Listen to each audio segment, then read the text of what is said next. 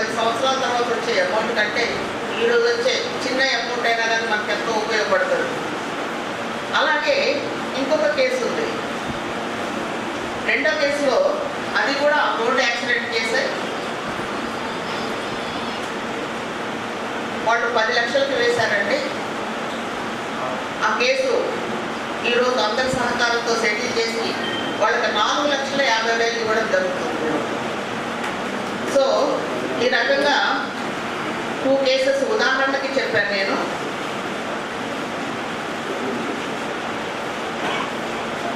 ఇంకొకటి మన దగ్గర పర్మనెంట్ లోక్ అదాలత్లో ఇప్పటి వరకు ఎన్ని కేసులు సెటిల్ అయ్యాయంటే 1,346 కేసులు సెటిల్ అయ్యాయి. అంటే 7,18,645 రూపాయలు అమౌంట్ అనేది వాళ్ళకి అందజేయడం జరుగుతుంది.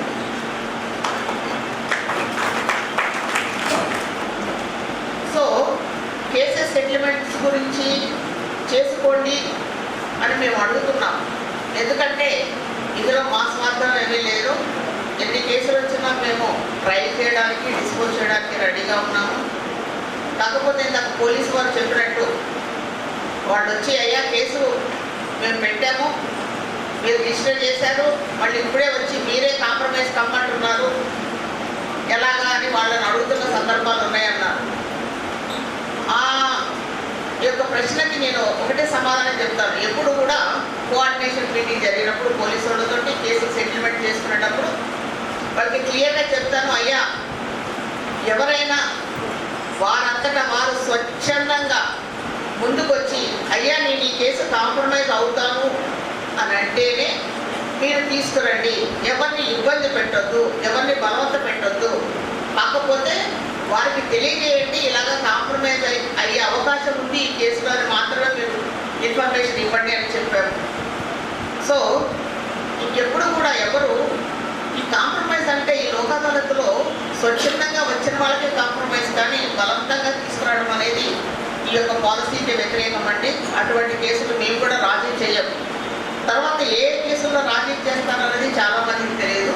క్రిమినల్ కేసుల్లో అయితే అన్ని రాజీ చేయలేము. రాజీ చేయదగిన కేసులలో మాత్రమే రాజీ చేస్తాము. ఒక మర్డర్ కేసు ఉందనుకోండి, నేను రాజీ పడతానంటే కుదరదు. అటెంప్ట్ మర్డర్ ఉందనుకోండి, నేను రాజీ పడతానంటే కుదరదు. ఒక వరకట్నం సాగు ఉందనుకోండి, మేము రాజీ పడతామంటే కుదరదు. సో అన్ని కేసులు రాజీకి అర్హమైనవి కావు. కొన్ని కేసులు మాత్రమే అర్హమైనవి.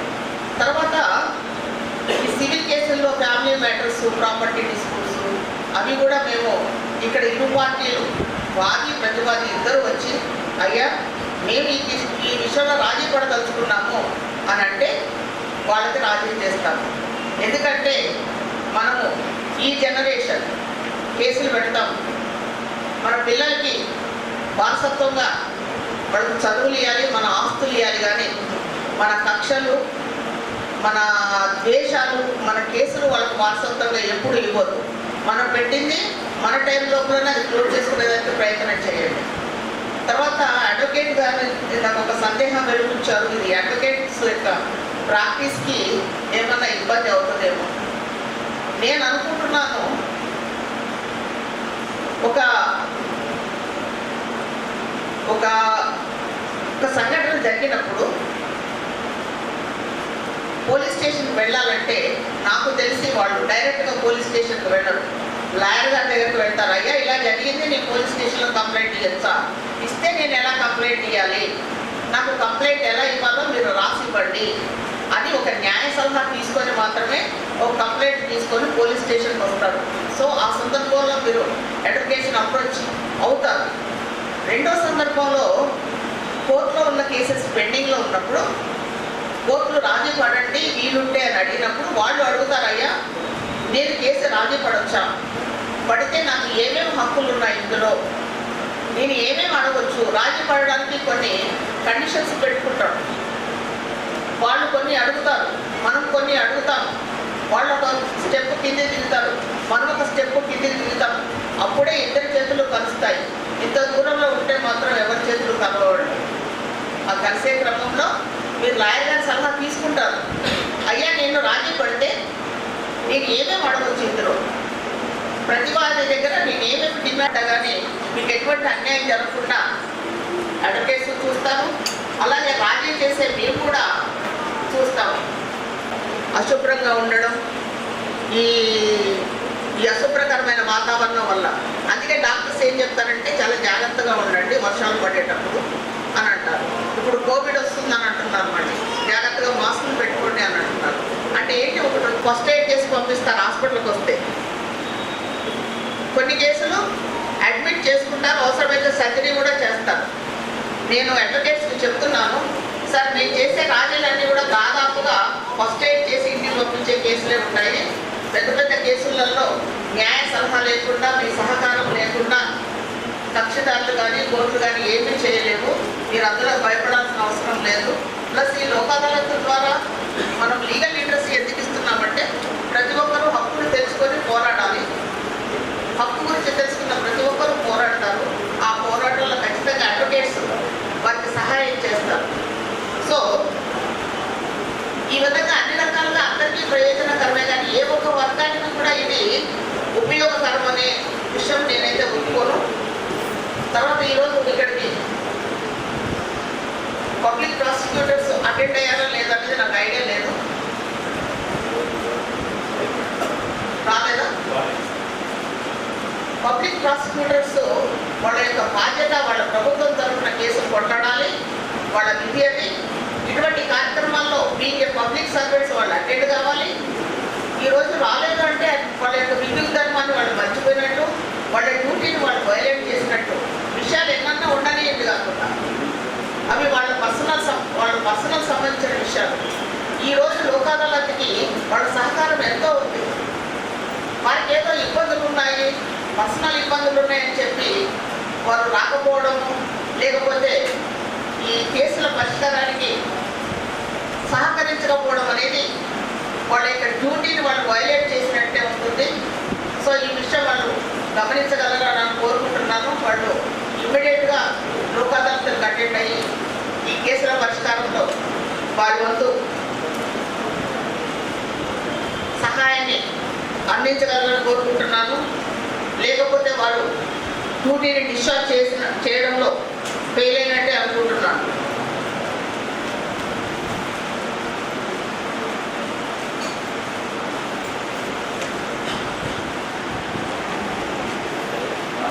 తర్వాత అడ్వకేట్స్ ప్రోగ్రామ్స్ జరిగినా కానీ అందరూ అడ్వకేట్స్ అటెండ్ కావడం లేదు. అయ్యా ఇది మన కార్యక్రమము, ఇది మన ఇంట్లో పెళ్ళి, మన ఇంట్లో శుభకార్యము, మీరు అందరూ రావాలి. ఇది మాకు సంబంధించిన విషయం కాదు, ఇది ఎవరికో సంబంధించిన విషయం అని అనుకోవడానికి వీల్లేదు. ఎందుకంటే ఇది మన కోర్టులో జరుగుతుంది, మన చట్టానికి సంబంధించి జరుగుతున్న కార్యక్రమం. ఇది మన చేతుల మీద జరగాల్సిన కార్యక్రమం. ఎవరో నామినల్గా ఒక అడ్వకేట్ రావాలి. నాగేంద్ర రెడ్డి గారు పాపం ప్రతి ప్రోగ్రామ్కి వస్తారు, కానీ ఇంతమంది ఒక 200-300 మంది అడ్వకేట్స్ ఉన్న ఒక కోర్టులో కనీసం ఒక 5 మంది అడ్వకేట్స్ ప్రజెంట్ కాలేదనంటే దాన్ని ఏ రకంగా తీసుకోవాలనేది నాకు అర్థం కావట్లేదు. నేను భావిస్తున్నాను సరే ముందు మన కోర్టులో మన కార్యక్రమాలు ఏమన్నా కానీ అందరినీ పార్టిసిపేట్ చేసే విధంగా మీరు వారికి విజ్ఞప్తి చేయాలని నా తరఫున నేను కోరుకుంటున్నాను. అప్పుడే కూడా ఏ ప్రోగ్రాం అయినా విజయవంతం అవుతుంది. హవెవర్ లోక్ అదాలత్లో ఈరోజు కేసులు రాజీ చేసుకోవడానికి వచ్చిన కక్షిదారులకి దగ్గరుండి వాటిని రాజీ చేయించి వారికి కావాల్సిన న్యాయాన్ని ఇస్తున్న అడ్వకేట్స్కి, కేసుల రాజీలో ఎంతో సహకారం అందిస్తున్న పోలీస్ వారికి, రెవెన్యూ పీపుల్కి, మా స్టాఫ్ సిబ్బందికి,